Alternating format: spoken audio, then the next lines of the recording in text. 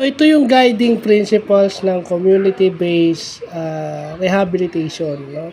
Ito yung dito nakasentro yung community-based rehabilitation o yung Executive Order 437. No? Inclusion, participation, self-advocacy, sustainability, equal opportunity, tsaka accessibility. Inclusion. Okay? Ibig sabihin, lahat ng PWDs and their families kasama dito. No? Lahat sila at lahat ng involved sa kanila, whether it's health, whether it's hearing aid, prosthetic, and everything, lahat kasama. So, kung isa kang PWD, may ID ka man o wala, kasama ka pa rin dito. Pero, syempre, pag may ID ka, mas lalong kasama ka rito. Yun ang ibig sabihin. Then, number 2 is yung participation. So, ibig sabihin, pag mag-a-assist naman yung PWD officer, tulungan naman ng families. Ibig sabihin, yung PWD officers is taga-guide, pero yung ano ng family is nandyan. Kasi ang karamihan sa atin, hinahayaan lang yung PWDs, officer, and then, bahala na yung officer, di ba? Inaasa lahat sa officer. Di ba?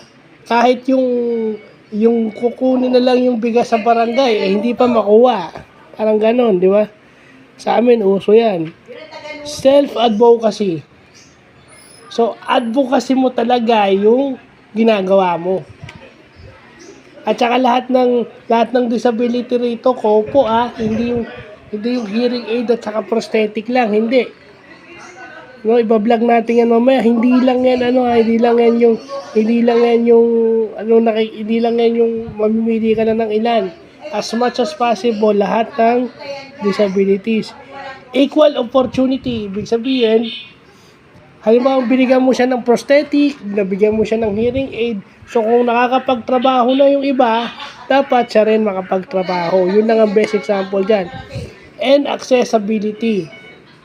Accessibility to healthcare, accessibility to anything, no, na hindi magpapahirap sa PWDs. Yan lang yan.